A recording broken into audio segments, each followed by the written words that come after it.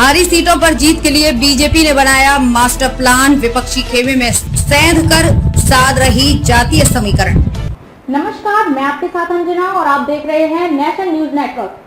आइए नजर डालते हैं आज की खास खबर पर। विपक्षी दलों के नेताओं की नई खेप की आमद से भाजपा ने पूर्वांचल के साथ ही पश्चिमी उत्तर प्रदेश में सहारनपुर और मुरादाबाद मंडलों की लोकसभा सीटों पर अपनी पकड़ मजबूत करने की कोशिश की है। पिछले लोकसभा चुनाव में भाजपा ने प्रदेश की 80 में से 62 और उसके सहयोगी अपना दल एस ने मिर्जापुर और रॉबर्ट्सगंज की 2 लोकसभा सीटें जीती थीं। विपक्षी दलों में सेंध लगाकर भाजपा अपने विरोधियों पर मनोवैज्ञानिक दबाव बनाने के साथ ही पिछले लोकसभा में हारी 14 सीटों पर जातीय समीकरणों को मजबूत कर पासा पलटने की मुहिम में जुटी है। पूर्व मंत्री दारा सिंह चौहान और सुभासपा अध्यक्ष ओम प्रकाश राजभर को साधने के बाद सोमवार को विपक्षी दलों के कई चेहरों को अपने खेमे में शामिल कराना पार्टी की इसी रणनीति का हिस्सा है। 2019 में भाजपा ने जीती थी 62 सीटें। विपक्षी दलों के नेताओं की नई खेप की आमद से भाजपा ने पूर्वांचल के साथ ही पश्चिमी उत्तर प्रदेश में सहारनपुर और मुरादाबाद मंडलों की लोकसभा सीटों पर अपनी पकड़ मजबूत करने की कोशिश की है। पिछले लोकसभा चुनाव में भाजपा ने प्रदेश की 80 में से 62 और उसके सहयोगी अपना दल ने मिर्जापुर और रॉबर्ट्सगंज की 2 लोकसभा सीटें जीती थी। बाकी 16 बसपा, सपा और कांग्रेस के खाते में गई थी। उपचुनाव में भाजपा ने आजमगढ़ और रामपुर लोकसभा सीटें सपा से छीन ली थी। 14 सीटें अब भी पार्टी के कब्जे से बाहर हैं, जिनमें बिजनौर, नगीना, सहारनपुर, अमरोहा, संभल, मुरादाबाद, मैनपुरी, रायबरेली, अंबेडकर नगर, श्रावस्ती, गाजीपुर, घोसी, जौनपुर और लालगंज शामिल हैं। रेड जोन में है रामपुर और आजमगढ़ सीट।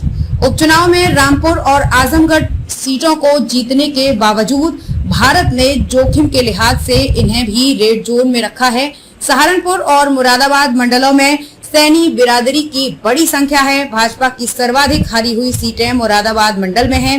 सहारनपुर से ताल्लुक रखने वाले पूर्व मंत्री साहब सिंह सैनी और मुजफ्फरनगर के निवासी पूर्व सांसद व रालोद नेता राज्यपाल सैनी के भाजपा में शामिल होने से दोनों मंडलों में सैनी बिरादरी पर पार्टी की पकड़ मजबूत होगी। दारा सिंह चौहान और ओम प्रकाश राजभर के बाद अब जौनपुर से ताल्लुक रखने वाले पूर्व मंत्री जगदीश सोनकर, राजनीतिक परिवार से नाता रखने वाली पूर्व विधायक सुषमा पटेल और सपा के पूर्व विधायक गुलाब सोनकर को अपने साथ जोड़कर भाजपा ने पूर्वांचल की जौनपुर सीट पर अपनी पकड़ मजबूत करने के साथ आसपास के क्षेत्र में भी दलित समुदाय और कुर्मी बिरादरी को बड़ा संदेश दिया है। लालगंज लोकसभा सीट पर साधा समीकरण।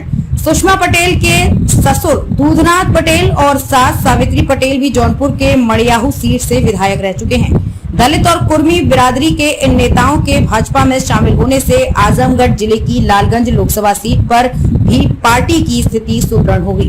वहीं राज्यसभा के उप सभापति रहे श्यामलाल यादव की पुत्री शालिनी यादव को पार्टी में शामिल कर भाजपा ने पूर्वांचल में यादव बिरादरी पर भी पकड़ बनाने की कोशिश की है। शालिनी महापौर के चुनाव में वाराणसी से कांग्रेस प्रत्याशी थी, जबकि 2019 के लोकसभा चुनाव में वो वाराणसी सीट से बतौर सपा प्रत्याशी प्रधानमंत्री नरेंद्र मोदी से मुकाबिल हुई थी। शालिनी समेत यादव बिरादरी के कुछ और चेहरों को अपने मंच पर लाकर भाजपा ये साबित करने में सफल हुई है कि उसके प्रति समुदाय की झिझक और पूर्वाग्रह में कमी आई है।